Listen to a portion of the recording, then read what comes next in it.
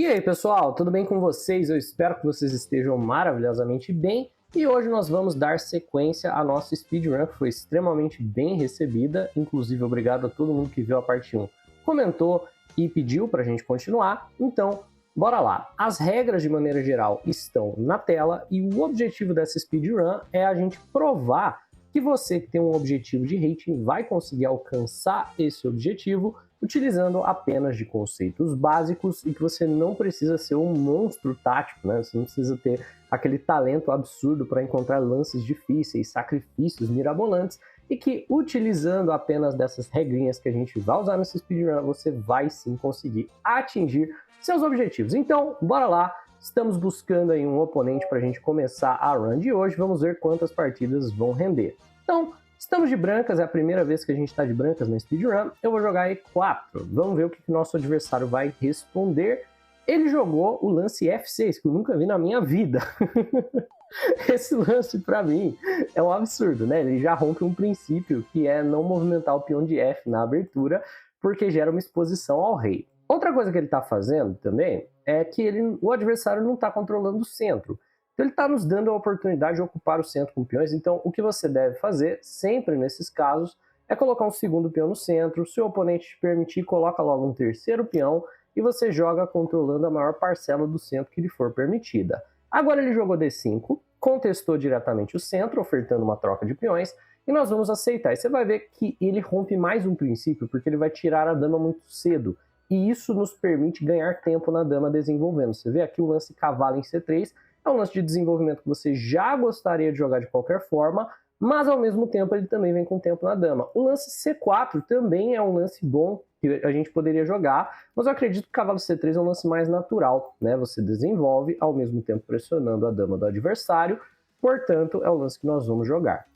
Então aqui ó, a gente já tem um peão no centro e um cavalo desenvolvido, enquanto o adversário, porque tá perdendo tempo com essas coisas, ó, voltou a dama para a casa inicial, tá agora um tanto quanto atrasado. E aí a gente segue desenvolvendo. Eu vou jogar o lance agora cavalo em F3, é um lance natural, desenvolvendo, não tem segredo, né? A gente poderia jogar bispo C4, poderíamos jogar bispo em F4, beleza. O oponente joga o lance E6 para tentar tirar o bispo de casas escuras e preparar o roque. Mas você vê, ele não tá desenvolvendo peça, ele está só fazendo lance de peão de novo e de novo e de novo. E isso vai dar problema para ele no longo prazo.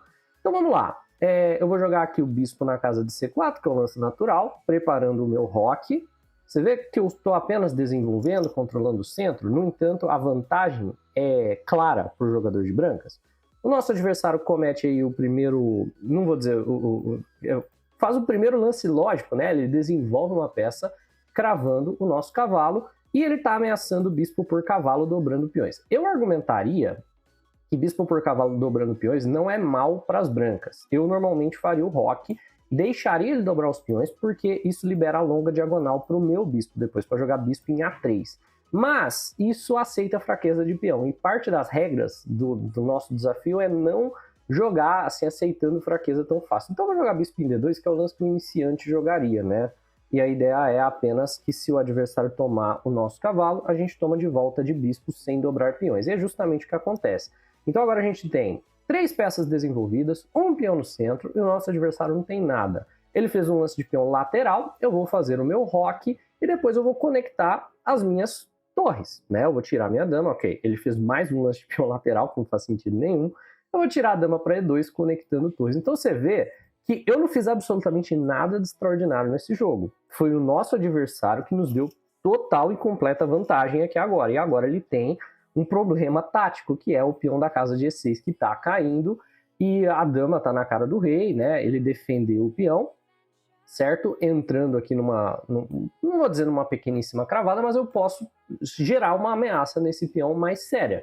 Então vamos atacar o peão mais uma vez, vamos jogar o lance natural novamente. Claro, nesse tipo de situação, você tem que se perguntar se alguns lances funcionam, tipo D5, se é um bom lance, né? Mas vamos pelo básico, pelo simples. Torre 1, pressionando a fraqueza do adversário, peão da casa de E6, que é um peão que não pode avançar sem ser perdido. Vamos forçar o nosso adversário a uma posição bem desconfortável, onde talvez ele tenha que jogar rei na casa de F7 para tentar manter o peão, que não vai ser suficiente, né? Não, o nosso oponente simplesmente, né, perdeu o peão aqui. Ele desenvolveu o cavalo e agora a gente pode jogar, por exemplo, o bispo por peão de E6 e estamos ganhando o peão de maneira simples, lógica e tranquila, certo? Vamos só checar se tem algum problema com o lance bispo por E6. Bispo toma, dama toma, dama toma, torre toma, não tem problema nenhum, né? Estamos atacando o peão 3 vezes, o adversário defende apenas 2. Então vamos pelo simples. No momento que a gente ganha um peão e a gente troca tudo, por exemplo, aqui se ele toma de volta tem até a maldade, né? Da gente tirar a dama, girar a cravada, avançar o peão de D, talvez seja mais forte. Mas vamos pelo simples, a gente ganha um peão e um peão é o suficiente para você vencer o jogo. Tá, nosso adversário não tomou de volta. Né? O nosso oponente aqui, ele optou por não tomar de volta.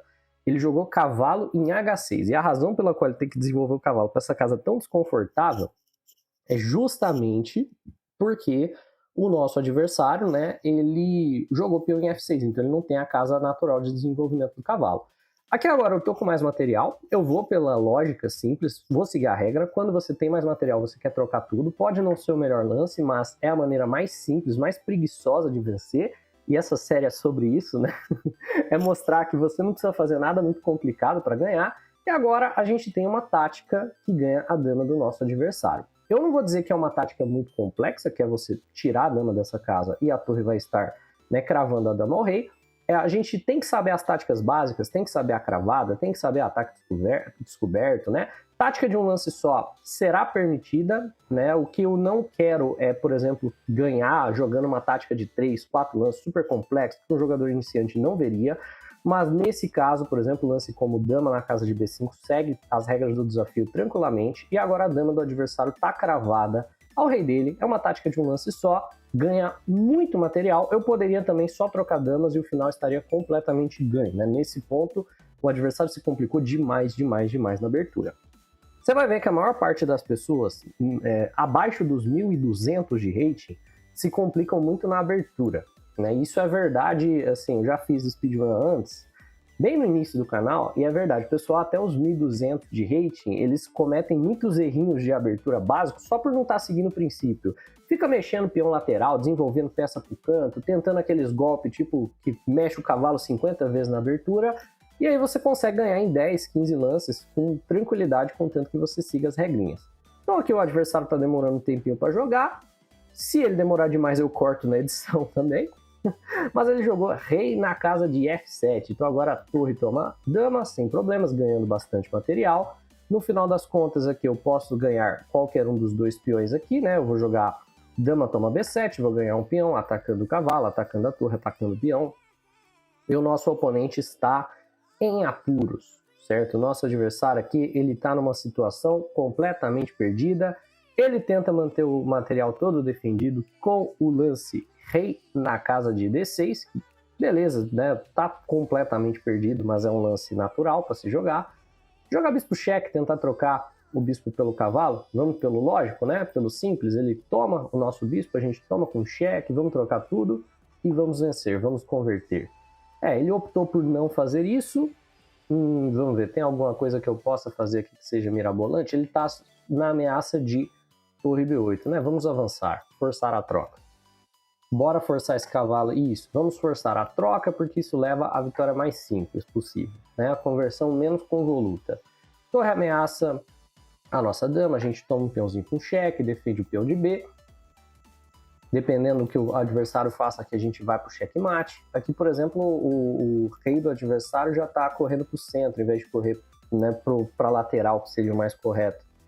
Ele vai correndo para o centro, logo a gente vai trazendo as nossas peças e o checkmate segue de maneira bem calma aqui, lógica, nos próximos lances. Vamos lá, rei na casa de F7.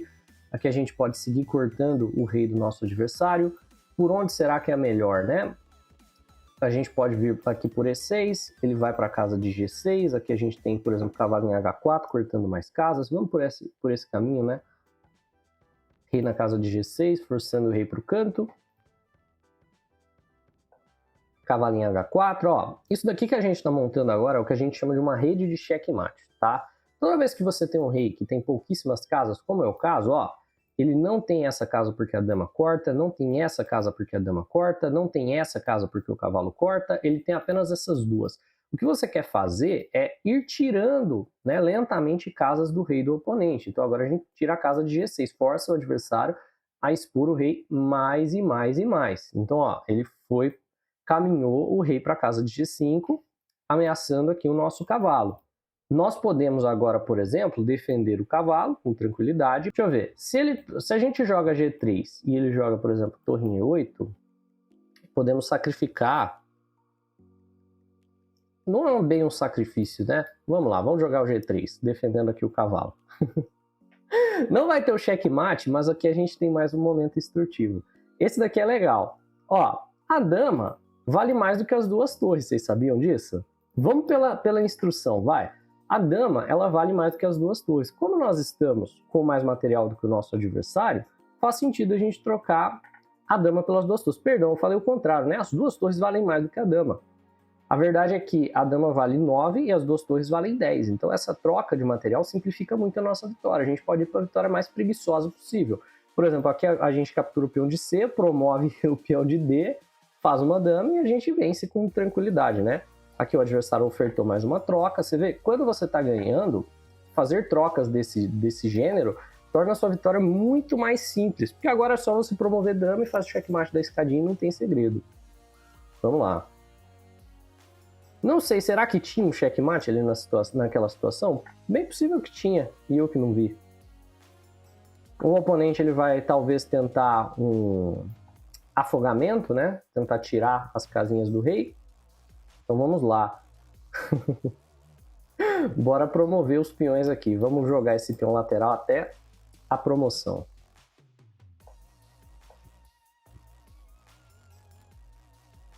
Não tem segredo, né? Trocou todo o material, promove tudo, todos os peões, vitória mais preguiçosa que for possível. Ele ainda pega a torre, mas não tem problema nenhum. O cara não abandona, né? Que é impressionante.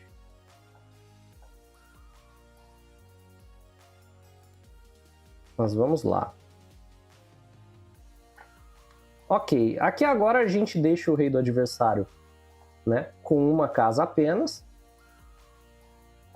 E no próximo lance, né, ele vai tomar um dos peões aqui com cheque. Não, a gente promove e temos o nosso checkmate. Então mais uma partida aí para conta. Podemos fazer uma análise daquele momento? Voltando aqui nessa posição na análise, com a análise do computador, a gente vê que a gente tinha, sim, um checkmate forçado nessa posição. Mas ele dependia de um sacrifício de torre, né? Então a gente deveria ter jogado torre na casa de 5, sacrificando a torre para poder jogar cavalo em F3 e depois do rei em H5, G4 e depois, por exemplo, de cavalo por G4, dama em F5, que vai levar ao checkmate aqui no canto, né? Mas como a gente não pôde sacrificar, ainda foi legal a gente trocar a dama aí nas duas torres. E vamos então à nossa próxima partida, né? Temos aí mais uma partida de pretas. O adversário joga D4, nós seguimos com D5. Vamos lá, jogando de maneira simples. Dama em D3, esse lance é bem diferente, esse é mais um lance que eu nunca vi na vida. Tá tirando a dama cedo, tá rompendo o princípio de abertura, uma hora ou outra ele vai ter que tirar a dama daí. Essa casa, por exemplo, é muito mais natural pro bispo ocupado que pra dama. Então, vamos seguir desenvolvendo naturalmente com o cavalo na casa de F6, sabendo também que nós temos uma regra de que é bom ganhar tempo quando for possível. Eu tô querendo desenvolver com o G3, para finquetar o bispo de casas escuras, mas para renovar uma ideia de bispo em F5, né? Porque uma das regras que a gente tem aqui na speedrun é, quando der para ganhar tempo, ganhe tempo. Então aqui eu gero um desenvolvimento dos dois bispos, certo? De maneira bem lógica. Um bispo vem para G7, o outro vem para F5. Ele jogou F3 porque ele quer jogar o E4, né? Então todos os lances dele indicam que ele quer jogar o lance E4, ele jogou o F3, ele jogou o cavalo em C3, a dama em D3. Então, se eu jogar bispo em F5 e ele jogar o E4, vamos dizer, peão toma, e ele defende o peão duas vezes. Eu jogo bispo por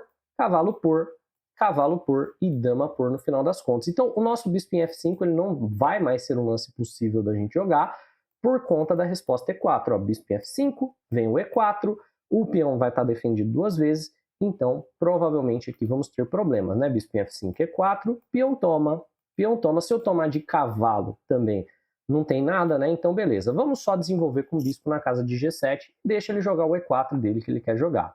O adversário joga o bispo na casa de G5, ameaçando o nosso cavalo, podemos apenas fazer o roque sem graves problemas, ele provavelmente vai para uma ideia aqui de roque grande, certo? Perfeito, jogou o roque grande. Vamos jogar aqui lances naturais novamente.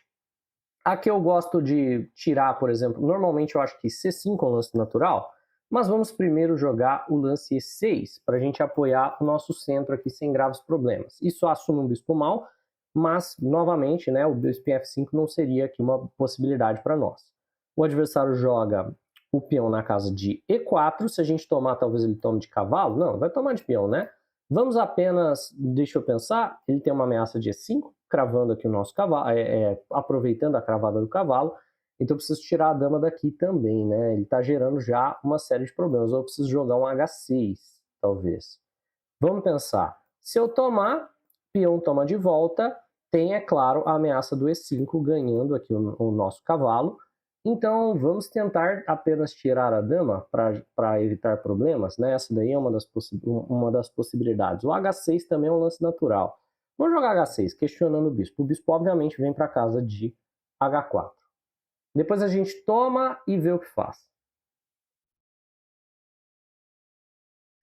Ok, o adversário já cometeu um erro aqui, que eu considero ser um erro. Ele resolveu a tensão cedo demais. Ele realmente não deveria ter feito isso. Com isso, ele já me ajuda também a desenvolver. Tomando de dama aqui, eu pendurei o peão? Não, né? Porque peão toma, cavalo por, eu tenho dama cheque pegando o cavalo. Mas é uma tática, né? Não penduro o peão, mas é uma tática. Será que eu rompi as regras do meu próprio desafio aqui agora? Vamos lá, ele está atacando a minha dama, eu posso dar um cheque aqui, mas eu vou voltar para E7 para eu poder contestar o centro com o lance C5. Vamos jogar de maneira lógica, racional e direta. Então vamos lá, C5, certo? Por que eu estou jogando esse lance? Porque eu quero desenvolver o cavalo para C6 sem limitar a minha habilidade de controlar espaço no centro do tabuleiro. Então vamos lá. O oponente aqui ele pode tomar. Vamos ver o que ele vai fazer. Ok, ele resolveu manter a tensão, que faz bastante sentido, está desenvolvendo. Esse daqui está jogando bem, sendo sincero, né? Ele está jogando bem até o momento. Ele cometeu apenas uma imprecisão, que foi tomar o cavalo aqui em F6. Tirando isso, está tudo de maneira bem tranquila, o que ele tem jogado. Então, ok, ele está jogando G4 porque a gente fez roque em alas opostas, né? Sabendo que nós fizemos roque em alas opostas, o nosso adversário, vou só desenvolver, né? O nosso adversário está indo para uma avalanche de peões aqui contra o nosso rei. Você vê, ele está movimentando aqui os peões para tentar expor o nosso rei. E agora ele joga o lance G5. Esse é um lance curioso, porque o cavalo dele está meio sobrecarregado. O cavalo dele está protegendo o peão de G e está protegendo também o peão de D. Então, se eu forçar o cavalo dele a resolver alguma dessas ameaças, então, por exemplo, eu tomo aqui o peão de G, né? E o cavalo sai, ele vai perder o peão de D. Se ele, por exemplo, for jogar para defender o peão de D, ele vai perder o peão de G, né? Ele deixou um cavalo aqui responsável pela defesa de coisas demais na posição. E eu não precisei nem fazer nada, né? Eu mesmo não precisei fazer nada. A posição do nosso adversário já começa a colapsar, porque ele mesmo sobrecarregou as próprias peças. Ele estava jogando muito bem, mas ele cometeu um errinho bem normal, né? Bem tranquilo. E agora a posição dele começa a cair aos pedaços. Ó, ele joga o lance cavalo em B5, porque ele prefere, né, naquela situação, perder o peão de D, ou melhor, tentar recuperar o peão de D. Né, a alternativa que seria perder o peão de G com cheque, e agora esse peão central aqui também cai. Então vamos lá, cavalo em C7 não é uma ameaça de maneira alguma, cavalo por peão vem com tempinho na dama, então vamos jogar, vem com aquele tempinho na dama, vem forçando troca de material agora que eu estou à frente. Quando você está à frente você quer trocar material, então vamos capturar esse peão central. A posição do adversário já começa a colapsar. Eu posso tomar esse peão como um lance intermediário, talvez interessante, porque vem com cheque, né? Mas vamos evitar, vamos pro básico, né? Não sei, né? É uma tática de um lance só, ele não tem como cobrir de nenhuma maneira interessante? Tem. Não, vamos tomar, vai. Vamos tomar. Vem com cheque o lance, ele não tem como salvar o cavalo de qualquer maneira. Agora a gente pode simplesmente tomar esse cavalo aqui. Se a gente... Beleza, vamos tomar. Sem problema nenhum. Temos aqui 3 peões na frente, o adversário vai recuperar um dos peões aqui na casa de D4, porque ele ataca esse peão 3 vezes. E a gente vai para a vitória tranquila, sossegada, preguiçosa, onde a gente simplesmente troca todo o material, promove 50 damas e damos checkmate aí no adversário. Vamos lá. Você vê que todos os oponentes aqui, eles cometem os mesmos erros, você vê? É tudo mais ou menos a mesma coisa. E todos eles jogam muito rápido, né? Extraordinariamente rápido também. Todos eles ficam muito assim, à frente no tempo, só que não adianta você jogar rápido e você não prestar atenção na posição. Se você quiser jogar rápido, você tem que jogar bem também, né? Senão, na dúvida, é melhor jogar um pouquinho mais devagar. Aí, por exemplo, ele simplesmente desenvolveu o bispo para uma casa que, ao meu ver, não faz tanto sentido. Na minha visão, o que o nosso colega deveria ter feito é retomar o material quando ele teve a chance. Agora vamos de bispo toma cavalo, porque nós temos mais material do que ele. Então vamos trocar tudo. Faz sentido, né? A gente troca tudo, joga de maneira lógica e simples. Nossa, aí ele fez um lance muito ruim, né? O bispo toma cavalo vem com o tempo na dama dele. Ao invés dele tomar de volta, ele atacou a nossa dama. E você vê que isso não faz sentido, porque a dama dele está caindo. E quando eu tomar a dama dele, eu vou ter que entregar um bispo. E quando ele tomar a minha dama, ele vai ter que entregar uma torre. E eu já tomei um cavalo. Então aqui ele perdeu todo o material dele, né? Eu acho que não faz diferença tomar a dama primeiro ou jogar a dama toma a torre. Qualquer um dos casos ganha. Aqui agora eu posso ainda tomar um peão, como lancezinho intermediário legal. Eu tomo um peão porque vem com cheque. Toma a torre, beleza, acabou. Né? Eu tô com 9 pontos de material aqui agora. Não tem muito segredo aqui na posição, né? Tomar um peão ali que o adversário pendurou, tá ameaçando ali o bispo, vamos trazer a torre com cheque, vamos voltar o bispo, sem graves problemas, e vamos promover os peões, né? Vamos ver, se ele vier para cá ameaçando o peão, a gente defende. Ok, a gente defende o nosso peão. E beleza, agora é uma questão de promover os nossos 1, 2, 3, 4, 5 peões extras passados conectados que temos no centro. Ok, vamos lá. Aqui, vamos ver o que a gente pode fazer. Vamos cortar a visão da torre dele a esses peões e eu vou avançá-los. Vamos simplesmente avançar os peões aqui para promover. Deve ser a conversão mais simples que temos. Ele está tentando alguma coisa na coluna H, mas uma torre sozinha não vai dar mate. Ele está jogando aqui o bispo para ameaçar a nossa torre. Mas uma coisa que é interessante é a seguinte. Nesse ponto, por exemplo, aqui a gente já tem o espeto que vem a torre dele, né? Mais uma tática de um lance só. Mas nesse ponto ele está com tanto material a menos, sem pré-move, né? Sem pré-move também. Outra regra importante para vocês terem noção do que está rolando. Não vamos fazer pré-move. Mas eu poderia deixar ele tomar a minha torre. Não faria mal nenhum para minha posição. Tendo em vista que eu estou com tanto material a mais, né? Qualquer troca me beneficia. Então a gente troca tudo e ganha. Fechou. Vamos aí mais uma. E aí a gente finaliza na terceira partida. Vamos fazer os vídeos 3 partidas cada. Né? Já chegamos aí nos 850. Agora eu estou de brancas novamente. Eu vou jogar D4.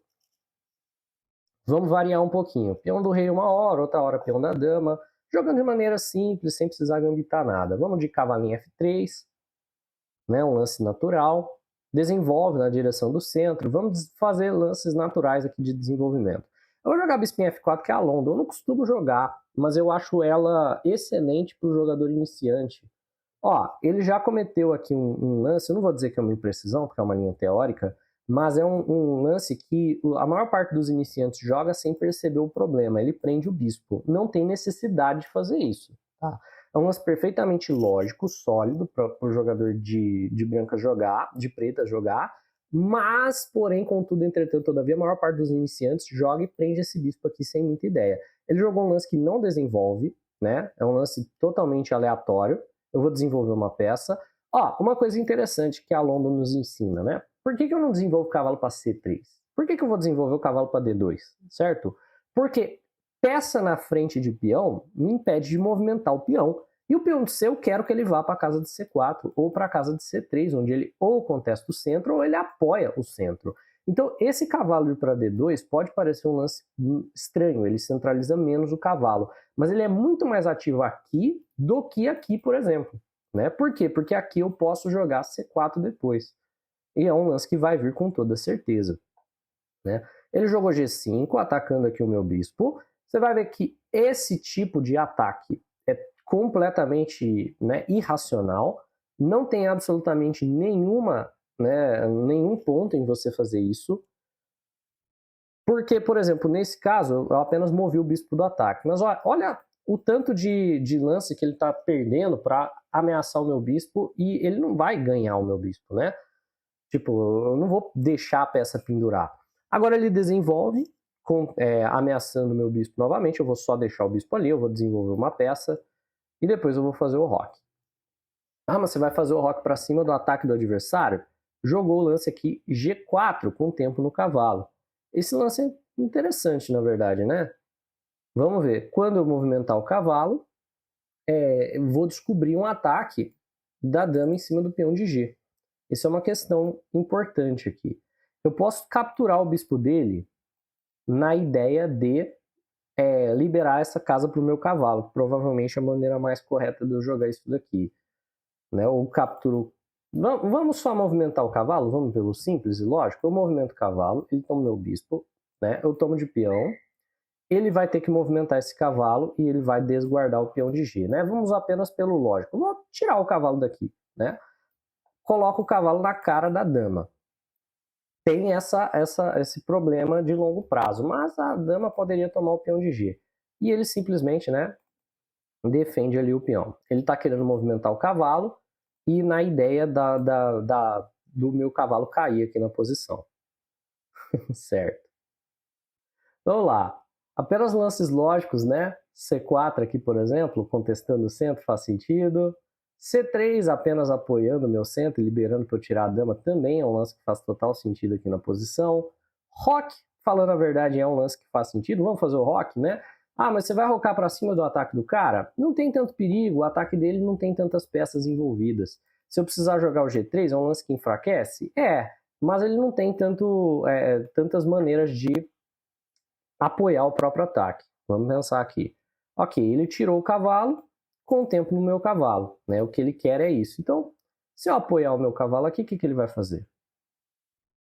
Você vai ver que o ataque do oponente começa a morrer.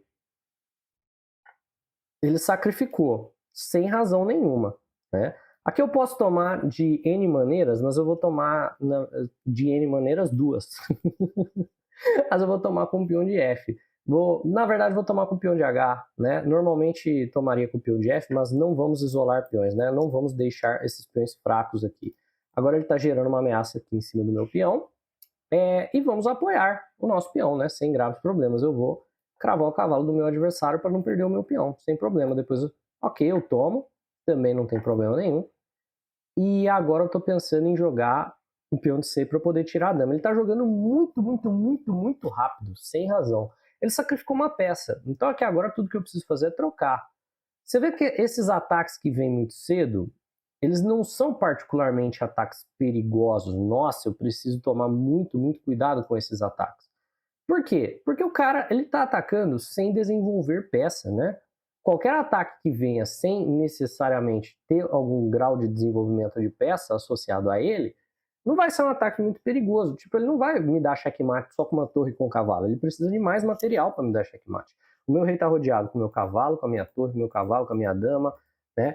Com 3 peões. Então, se ele quiser me dar checkmate, ele vai precisar de mais do que isso. Eu vou jogar cavalo em B3. Esse lance aqui é interessante, né? Por quê? Se ele capturar o meu peão, ele fica com peões triplicados. E ele também permite uma troca de damas. E essa é uma manobra, eu só quero centralizar o meu cavalo para alguma dessas duas casas. Aqui ele tomou, permite uma troca de damas, que ele não deveria ter permitido, uma vez que o oponente aqui está muito debilitado em termos de material. Então agora que ele permitiu a troca de damas, ele já não tem mais chance. Você vê? No momento que ele permitiu a troca de damas, ele não tem mais chance. Eu vou ganhar um tempo no bispo dele, porque é possível, e uma das regras é ganhar tempo quando for possível. Aqui eu já começo a recuperar o meu material, porque o peão cai. Ele sacrificou o bispo, que não faz muito sentido, né? Para gerar um peão passado. Acho que não, eu acho que ele só não viu que o bispo estava caindo. Mas vamos lá. Vamos trazer o cavalo de volta, com o tempo no peão, com o tempo no outro peão também.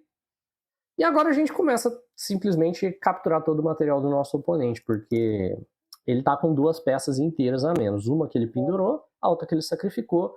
E é isso. Nosso adversário abandona a partida e nós temos aí a nossa terceira partida do dia. Mas é isso, pessoal. Espero que vocês tenham curtido. Se inscreve no canal se você gostou. Um abraço e até a próxima.